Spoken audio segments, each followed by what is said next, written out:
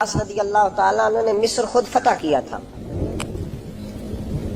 خود فاتح تھے۔ حضرت عمر نے انہیں گورنر مصر بنا دیا۔ ان کا بیٹا ایک عام آدمی کے بیٹے کو کہنے لگا چلو اپنا اپنا گھوڑا دوڑاتے ہیں، بھلا کون جیتتا ہے۔ گھوڑے دوڑے، عام آدمی کا بیٹا جیت گیا۔ گورنر صاحب کے بیٹے نے درہ اٹھایا اور درہ اٹھا کر کے اس جیتنے والے غریب آدمی کی کمر پہ درے مارے۔ اس کو جب درے لگے تو بیٹے نے گھر آ کے باپ کو اپنی لہو لہان کمر دکھائی۔ باپ کے دل میں بڑی قدر ہوتی ہے اولاد۔ درجے تو لوگ ماں کے بیان کرتے رہتے ہیں، لیکن جتنا باپ پیار کرتا ہے اس کا بھی تقاضا کوئی کر نہیں سکتا۔ والد نے جب دیکھا نا لہو لہان گردن، تو والد چیخے، روئے، اور پھر پتہ نہیں اگلے 1.5 منٹ میں اس بچے کے والد کو کیا ہوا، اس نے آنسو پونچھے اور بیٹے کو کہنے لگا میرے گھوڑے کے پیچھے بیٹھ۔ کدھر جانا ہے؟ فرمانے لگے یہ ظلم کا دور نہیں، یہ عمر کا دور ہے۔ ہاں ایسی بات ہے کوئی جو مرضی کر جائے؟ بیٹھ میرے گھوڑے پہ۔ آدھی رات کے وقت پہنچے مدینے اور باہر جا کے وہ آدمی پکارنے لگے، کہنے لگے عمر باہر آؤ، نکلو خوابگاہ سے۔ جب غریبوں پہ ظلم ہو تو پھر حکمرانوں کو سونے کی اجازت نہیں ہوا کرتی۔ باہر آؤ۔ فاروق اعظم آدھی رات کو اٹھ کے آئے، کیا ہوا؟ کہا عمر دیکھ، یہ بیٹا جو میں نے اپنے منہ کے نوالے کھلا کھلا کے پالا ہے، ذرا میرے لال کی پشت دیکھ، تیرے دور حکومت میں یہ حال ہوگا۔ حضرت فاروق اعظم نے کہا جاؤ بلا کے لاؤ فاتح مصر کو۔ حضرت عمر بن عاص بیٹے سمیت آئے۔ جناب فاروق اعظم فرمانے لگے مجمع میں کھڑا کر کے، فرمایا کیوں مارا تو نے اس کو؟ گردن جھک گئی۔ فرمایا تو گورنر کا بیٹا تھا اس لیے مارا ہے؟ اس غریب آدمی کے بچے کو کہا درے پکڑ اور گورنر کے بیٹے کو اس کے سامنے مار، اور اتنے مار کے اسے سمجھ آئے۔ جب اس کو درے لگ رہے تھے تو لوگ دیکھ رہے تھے۔ تھوڑی دیر گزری تو حضرت سیدنا عمر فاروق رضی اللہ تعالیٰ عنہ نے فرمایا گورنر مصر کو بھی سزا دو، اس کے کپڑے اتروا کے اسے ٹاٹ کا لباس پہناؤ۔ لوگ کہنے لگے حضور گورنر صاحب کی کیا غلطی؟ سنو اور یاد رکھنا۔ حضرت فاروق اعظم کہنے لگے اس بچے کے دل میں بات ڈالی کس نے کہ تو گورنر کا بیٹا ہے؟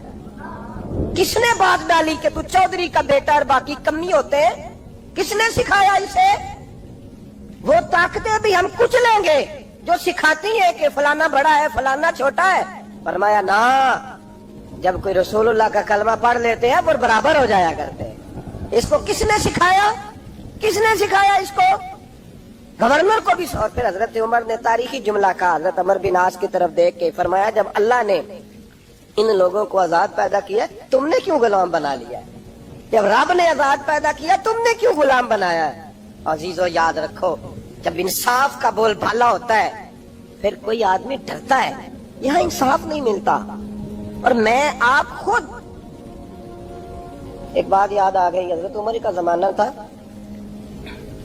غسان کے بادشاہ نے کلمہ پڑھ لیا۔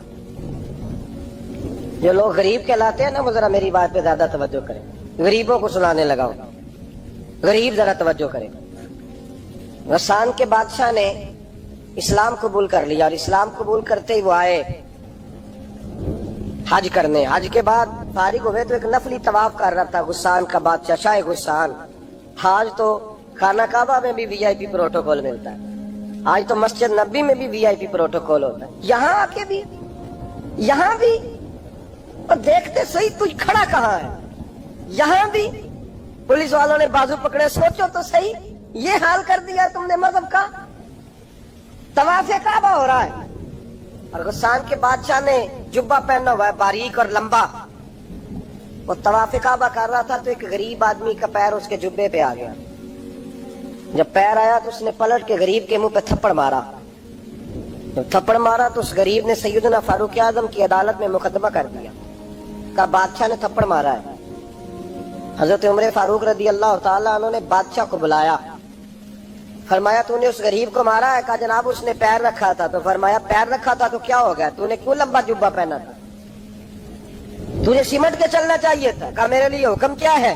حضرت عمر کہنے لگے یہاں اسے رات میں راضی کر لے، ورنہ صبح اسی جگہ اسی کونے میں خانہ کعبہ کے سائے میں وہ غریب تیرے منہ پہ تھپڑ مارے گا اور تجھے تھپڑ کھانا پڑے گا۔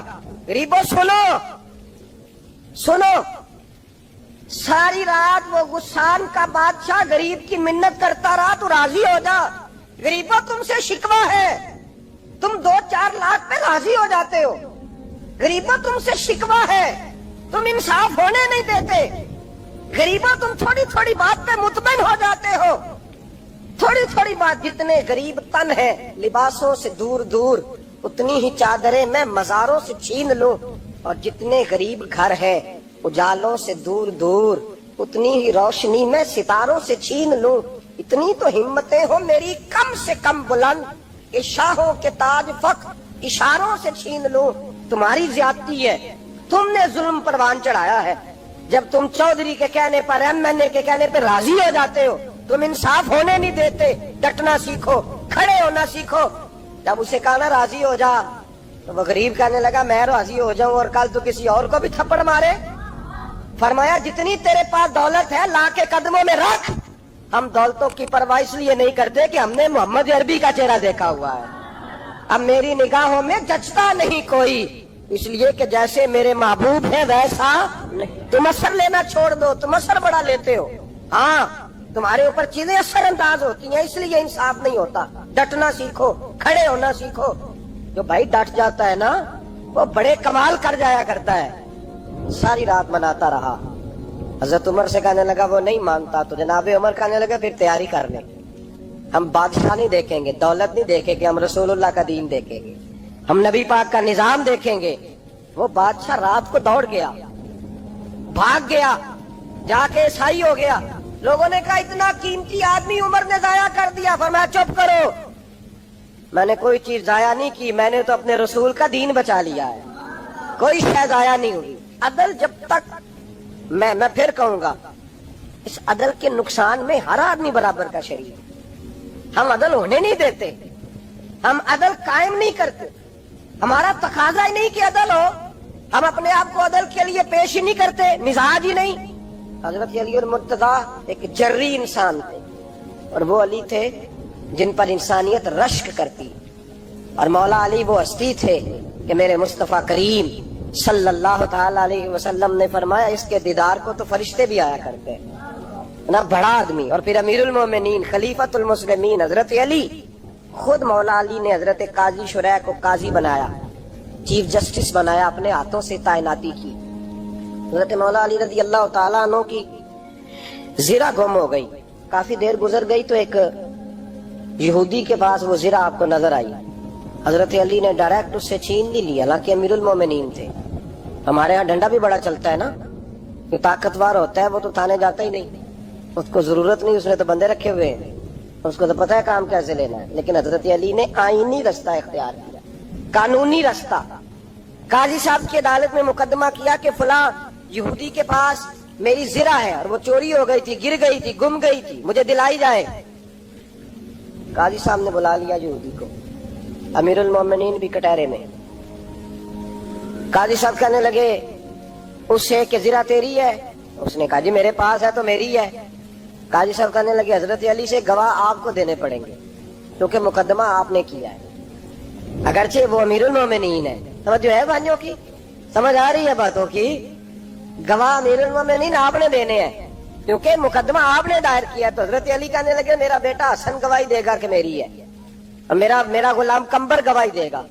काजी साहब कहने लगे हुजूर इनकी गवाही दुरुस्त तो है, पर मैं नहीं तस्लीम करता, इसलिए कि बेटे तो बाप के हक में बोला ही करते हैं, नौकर तो आकाओं के हक में बोलते ही हैं। जाए कोई गैर जानबदार बंदा लेके आए जो गवाही दे।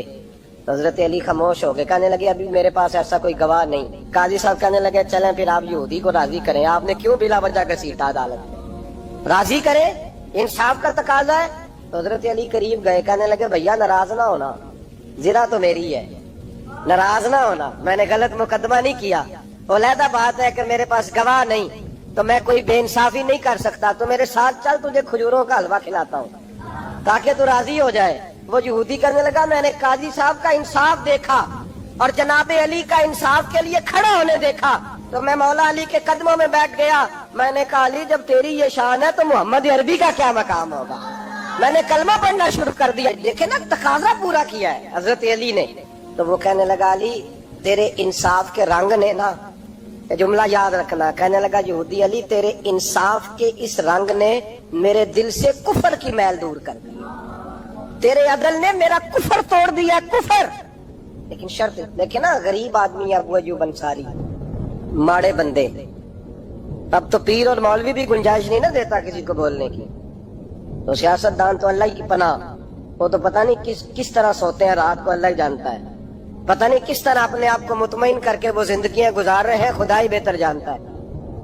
حضرت عمر فاروق جیسا دلیر اور جرری آدمی جمعہ پڑھانے مسجد میں داخل ہوئے تو جناب ابو ایوب انصاری دروازے پہ کھڑے ہو گئے. کہنے لگے عمر تیرے نوکر نہیں, ٹائم پہ آیا کر, بڑی دیر سے کھڑے ہیں. کیوں دیر سے آیا؟ بڑے جلالی تھے نا حضرت عمر, لیکن وہ جلالی اس وقت تھے جب کوئی ظلم کرتا تھا, اور ذات کے لیے جلالی نہیں تھے. کب وقت پہ آیا کر, کو ملازم نہیں تیرے. تو سیدنا فاروق اعظم ممبر پہ چڑھے اور فرمانے لگے اللہ ابو ایوب انصاری کا بھلا کرے, جب تک اس طرح کے لوگ موجود ہیں کوئی بادشاہ بگڑے گا نہیں, اللہ اس کا بھلا کرے, اس نے میری توجہ صحیح. اور پھر عمر رو پڑے, رو کے فرمانے لگے مسلمانوں معاف کر دو, غلطی کوئی نہیں, میرے پاس کرتا ایک ہی ہے, اور عبداللہ کی ماں نے وہ دھو کے خشک ہونے کو ڈال دیا تھا, غریب ہوں, کرتا دوسرا کوئی نہیں, تو وہ ذرا نا خشک ہونے میں دے آ کے دیکھ لو, ابھی بھی گیلا ہے, مجھے معاف کر دو, میری غلطی نہیں ہے. صحابہ درد کے ساتھ رونے لگے اور کہنے لگے اللہ اس طرح کے حکمران ہمیشہ عطا کرتا رہے. میرے بھائی تو انصاف کا رنگ تو دے, ان تقاضوں کو سمجھنا. یہاں کسی کی جرت ہے بول سکے, طاقت ہے کسی کی, لیکن انہوں نے اپنے آپ کو پیش کیا, سامنے پیش کیا اپنے آپ لوگوں کے سامنے. دو مال غنیمت کی چادریں بانٹ رہی ہیں, سب کو ایک ایک ملی ہے. فاروق اعظم جمعہ پڑھانے آئے تو اسی چادر کا کرتا, اسی کی تامت. لوگ کھڑے ہو گئے, عمر بتا تو نے دو کیوں لی؟ یہ انصاف ہے, یہ عدل ہے, کیوں لی دو؟ حضرت عمر کہنے لگے میرا بیٹا جواب دے گا. عبداللہ بن عمر بولے, کہنے لگے ابا جی کے کپڑے بڑے پرانے ہو گئے تھے, میں نے اپنے حصے کی بھی اپنے ابا جی کو دے دی ہے. دیکھیں نا یہ انصاف میرے نبی پاک نے کیا ہے, صحابہ نے سیکھا ہے. میں اور آپ تیار نہیں, ہم تیار نہیں انصاف کے لیے, ہمارا مزاج نہیں انصاف کا. ہمیں خود بہت سارا آگے پیش ہو کے رنگ دکھانا پڑے گا, اس کے لیے ہماری تیاری نہیں. اس لیے ہم حکمرانوں کو گالی دے کے چپ کر جاتے ہیں, اس لیے ہم وکیلوں کے کہتے ہیں بکتے بڑھائیں, جج بکتے, یہ باتیں کر کے ہم خاموش ہیں. ہم پیش نہیں کر پا رہے, ابھی تک ہم اپنے آپ کو کھڑا نہیں کر پا رہے کہ ہم سے مطالبہ کرو انصاف کا, کھڑا نہیں. حضرت سیدنا علی المرتضیٰ شیر خدا رضی اللہ تعالیٰ عنہ فرماتے ہیں بدر کے لیے جب جا رہے تھے تو سواری ایک تھی, سوار تین تھے.